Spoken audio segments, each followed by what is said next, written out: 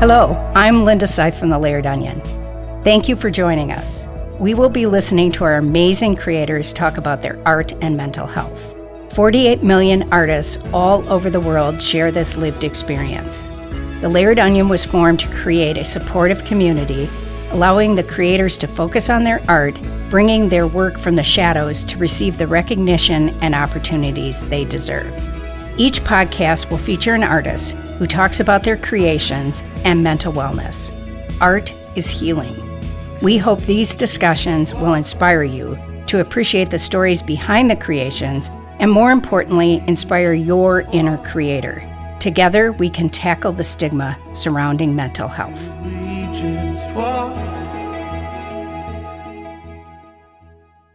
Kat, how are you? Hi, I'm well. Thanks for having me. So what I'd like to do first is have you introduce yourself, kind of where you're from, and like the origin, and then talk about your different modalities for your art. Right. Yeah, I'm Kat Gibbons, and I work primarily, well, there isn't a primarily, I take that back. I think I work with acrylic and oil paint and illustration and ceramics and found art sculpture, fiber arts, and textile arts. I guess that would be narrowing it down. So you're multi-talented. Well, self-taught. So you're always exploring new things and finding what works for you, I suppose. Mm-hmm. Photography would be another one as well. Yeah, I actually just saw some recent photos you had on Instagram. They're very nice. Super cool. Thank you. Yeah. So maybe you can tell me what drew you to art. I would say my mother was an artist. And so I would watch her quite a bit when she had free time from parenting to paint and do things like that. And then I didn't really get into it until I graduated college and I moved to Colorado from New Jersey.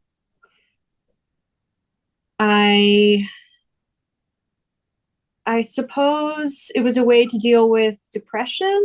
I'd been dealing with depression since I was about 13, but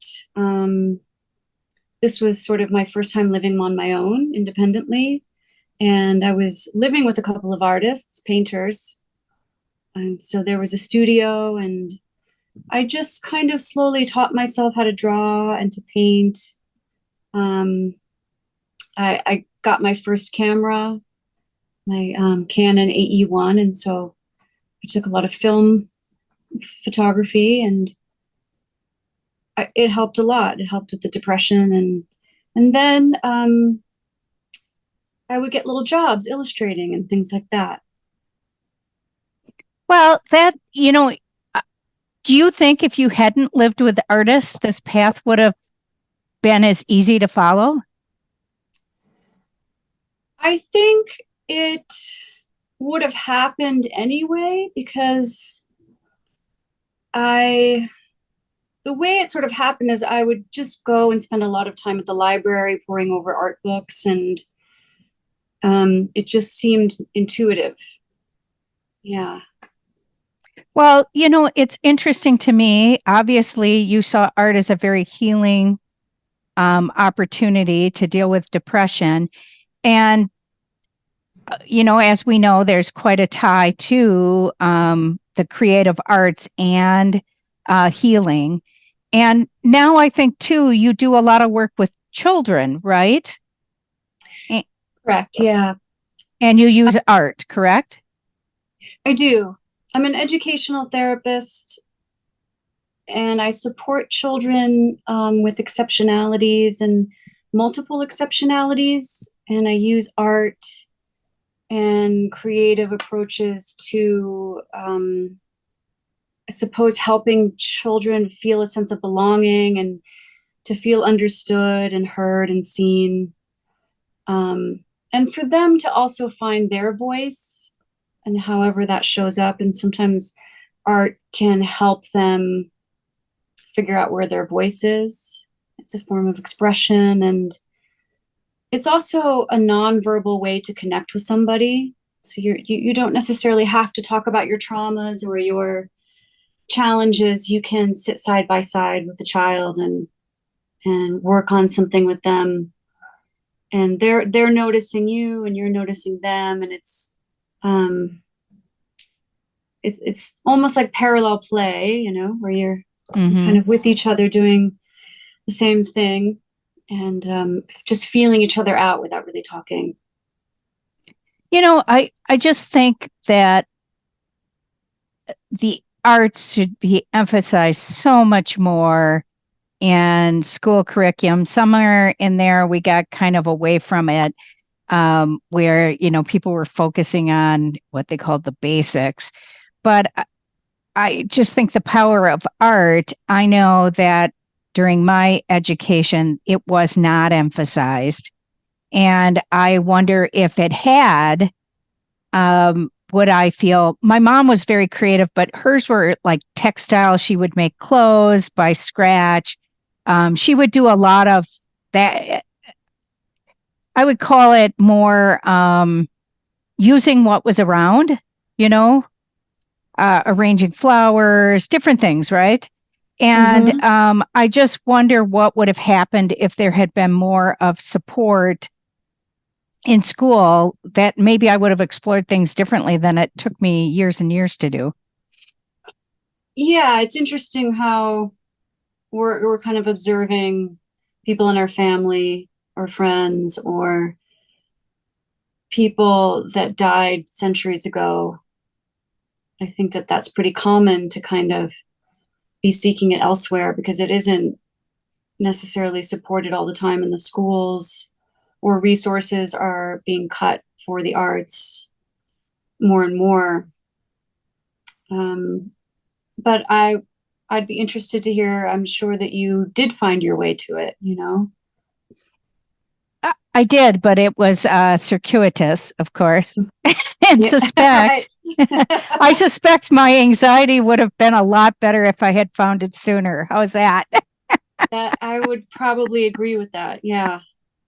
You know, yeah. I just think that I would have found, and for me, it was really a therapist who talked to me about one of the first tasks they gave me was a scribble journal.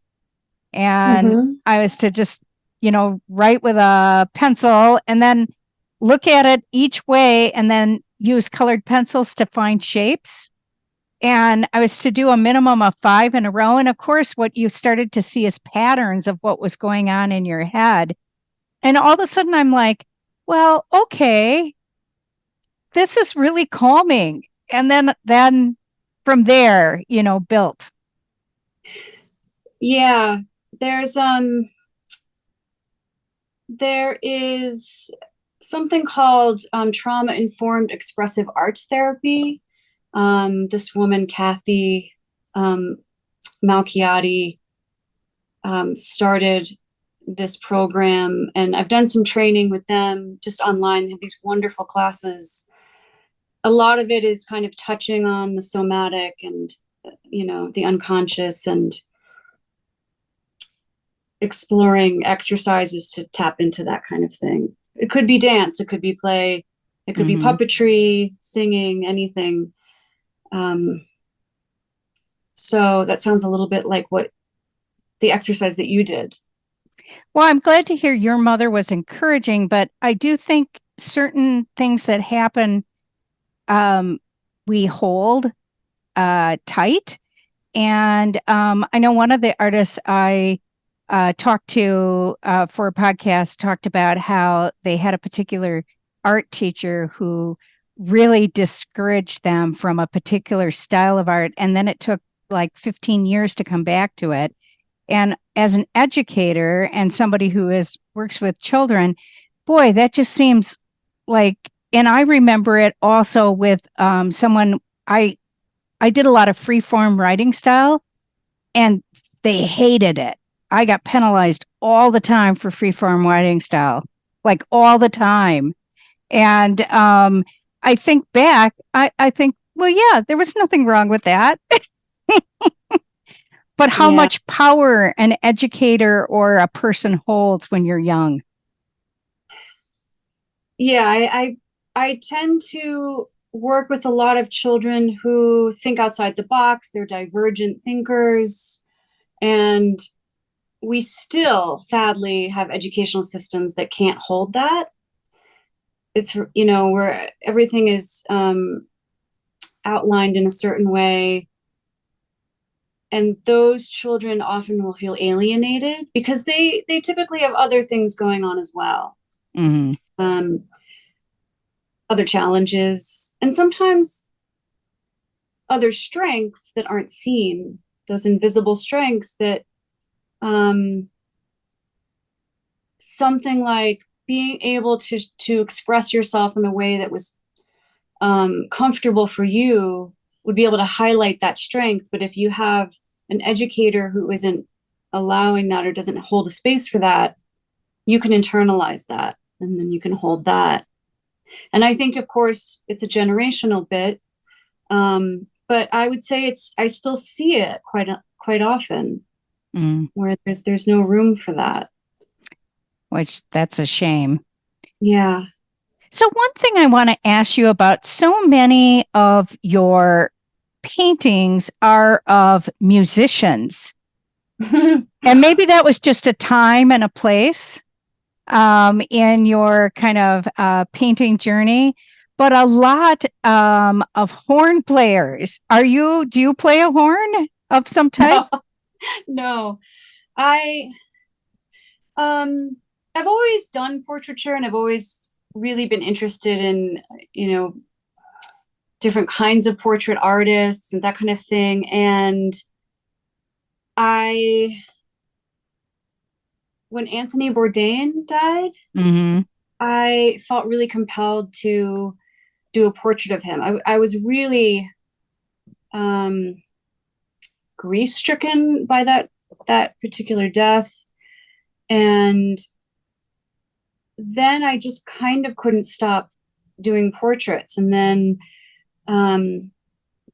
my husband is also a portrait artist, and he's a huge jazz aficionado. Okay. So I was getting requests for certain artists and things like that. So then some of those, like Robert Johnson was one, that I'd grown up with. My brother had introduced me to. He was a favorite of my mother's as well. So those were things that were also really interesting to me. I think I wouldn't typically do a portrait of someone if I wasn't also really fascinated by that person. So a lot of those were both commissions and fascinating people for me to try to work with in a way. You get really immersed in that person's work and their art when you're painting them. So you learn a lot about them.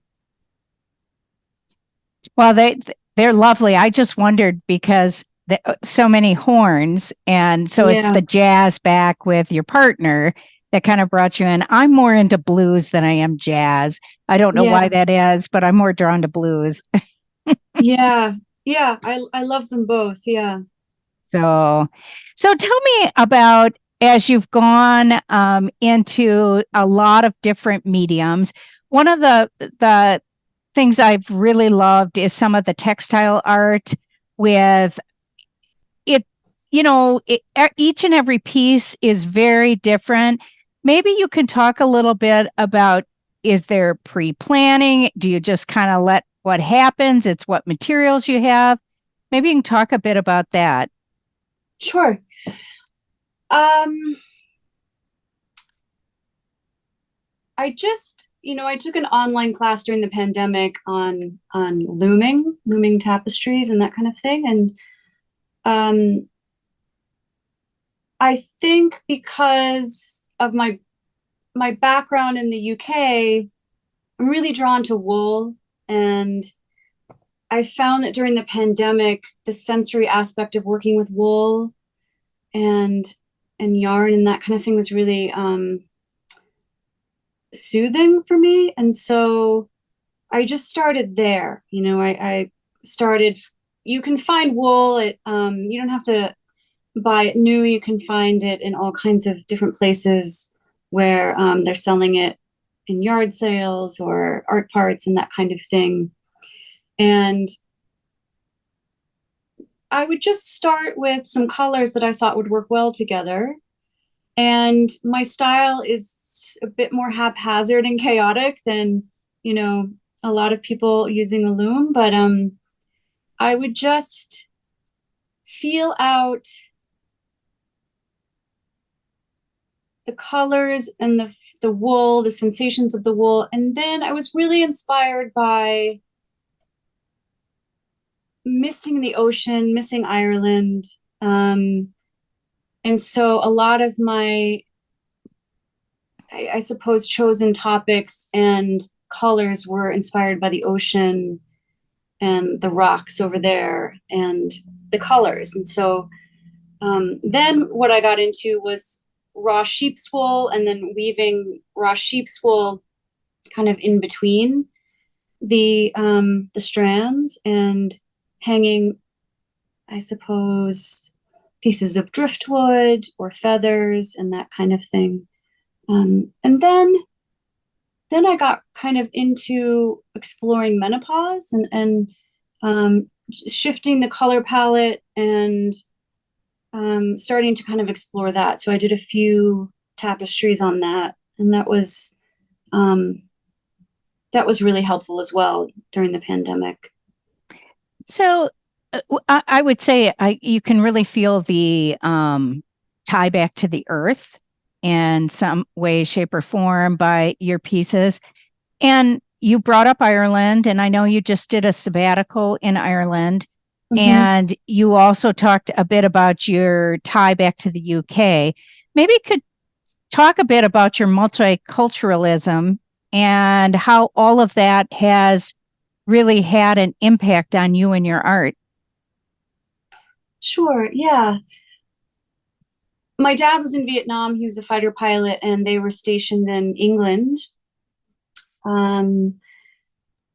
And so I was born on an RAF base there in 1971, and we were there for about 3 years. And my dad retired from the military, so we moved back to New Jersey. I suppose it was enough to make an impression on me. I really feel like the sea is kind of in my bones, being born by the ocean on the coast there. And so it was always a part of our family culture. British culture and Irish culture was something that was brought in from my mother's side of the family. And it wasn't, it was a bit distant in the genealogy, but it was always a part of literature and music and that kind of thing. So when my mother passed away in 2001, I was encouraged to travel. And so I went to Ireland for about 4 months and lived on the west coast of Kerry, which I suppose changed everything for me because I felt a sense of being at home that I hadn't really felt anywhere before. And I found a tiny little family there that was not any kind of relative of mine, but it was a sort of a chosen family. And so when I went back this visit, it was because my brother passed away suddenly in September. And so it seems to be a place that I go when there's grief happening. And then as a result of that, I suppose I tie it into my art because I'm either longing for that connection and longing for the land and the people and that feeling of being home. And there's a calmness to it that I really find hard to grasp here in the States. And so I seem to keep returning to it as a place to feel calm again and get back to myself. So my family keeps growing there. It keeps getting bigger. And I had a little art show there. I suppose maybe it wasn't like an art show where we had any kind of event, but I hung some pieces in a pub in West Kerry and Ballyferriter at the Tig Brick. They make lovely beer there, and that was really I felt like a huge a special thing for me to be able to do that. So I was really well. I would love to see some pictures of that. That would be cool. I will.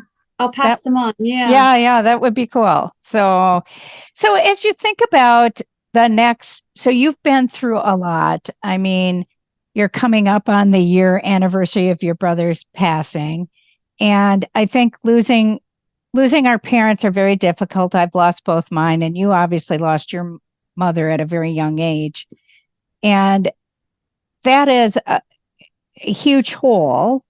But losing a sibling it's not something I've experienced. My spouse has, and it's a very different grief. I don't know. I've watched it in them, that they don't, I don't know. But do you feel like going and taking that sabbatical and taking the time for yourself brought you some peace?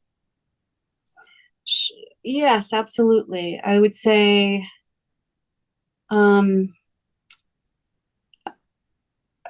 it could be described as peace, but I might also add that it brings a certain amount of depth to my world.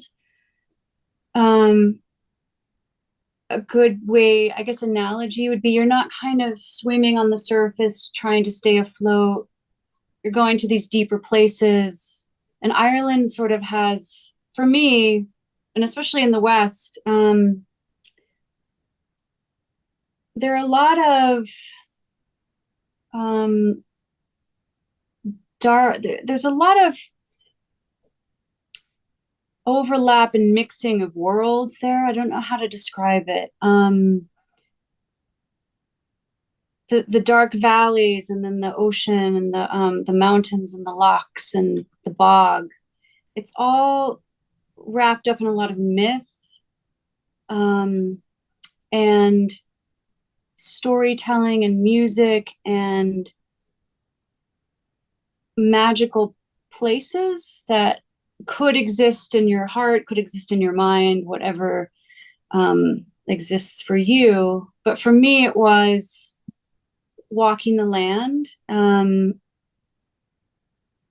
walking miles and miles and miles, and in the bog and up the mountain and to the loch and over the pass down into Dingle. It's sort of you sort of develop this kind of relationship with the land that you can return to in a way that has depth, where you feel like you're not drowning. You sort of feel like it's a sense of belonging with the land that I think is certainly missing for a lot of people in the world. So I think it creates sort of another world for me to return to that has the stories and the myths and the music and the people that my brother also really loved. He was really he had such good humor and good stories, and it sort of just reinforces too that connection with them as well. I always feel really close to them when I'm there. I have to tell you, one of the myths that I love about Ireland is Saradwin, sort of, they might use the term the old hag, but really the wise woman. Yeah, yeah, I love that. Yeah. I just love that sort of myth. She's my favorite. Yeah. What? She's my favorite. Yeah. Is she? I love Saradwin. Yeah, I do too. I think it's super cool. What do you love about her? I think the wisdom that you gain wisdom with age. And for me, the idea that, and, I grade young, and it took me a while to embrace my gray hair and just decide to quit coloring. Because, I had young kids, and here I am gray, and I'm thinking, oh my goodness, this is ridiculous. But ultimately, it was the idea that you're embracing all that has been gained, that wisdom and the wrinkles and just the whole piece, and going through menopause, all of those things, which just, I love that idea. What about you? Yeah. What is it that you love about Saradwin? I think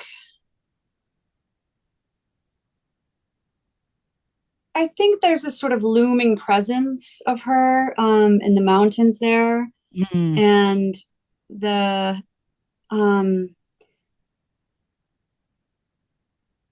ancientness, I suppose, if that's a word.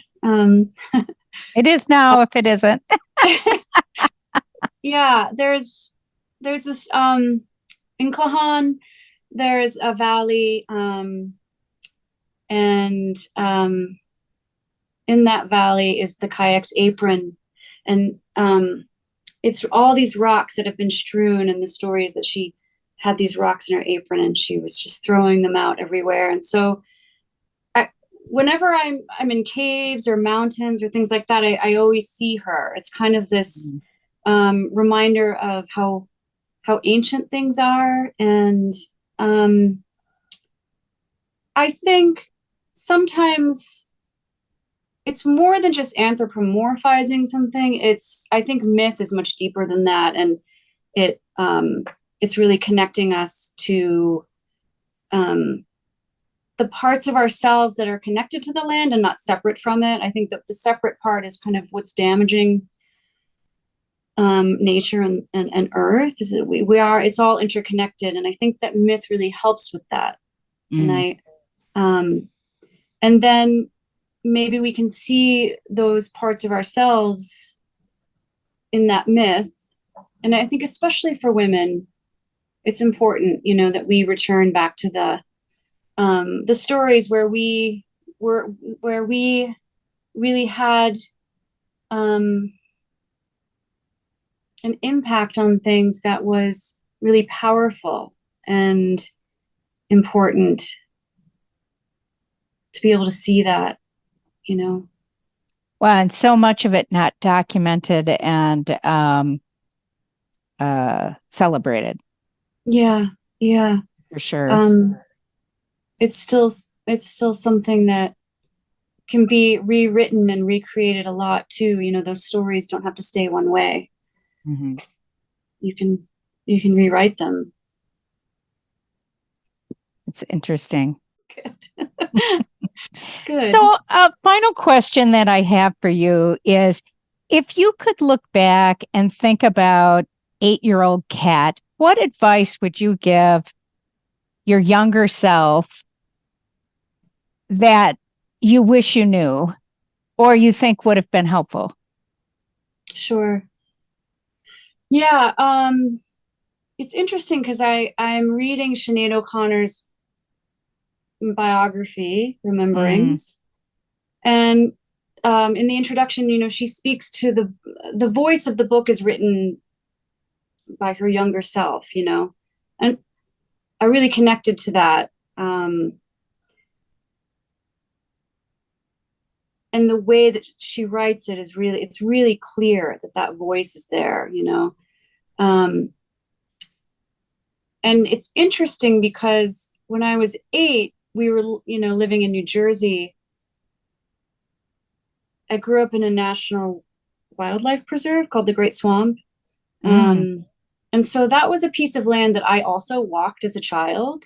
I walked it to get away from my family, to get away from conflict.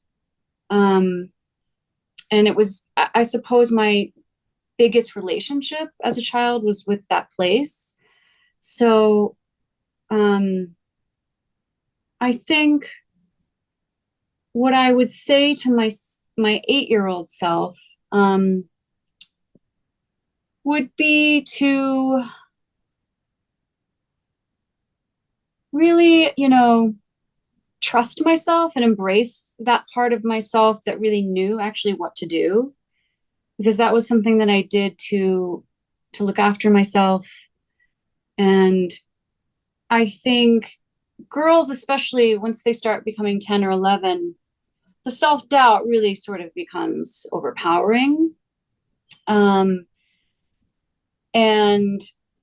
the self-criticism kind of takes over.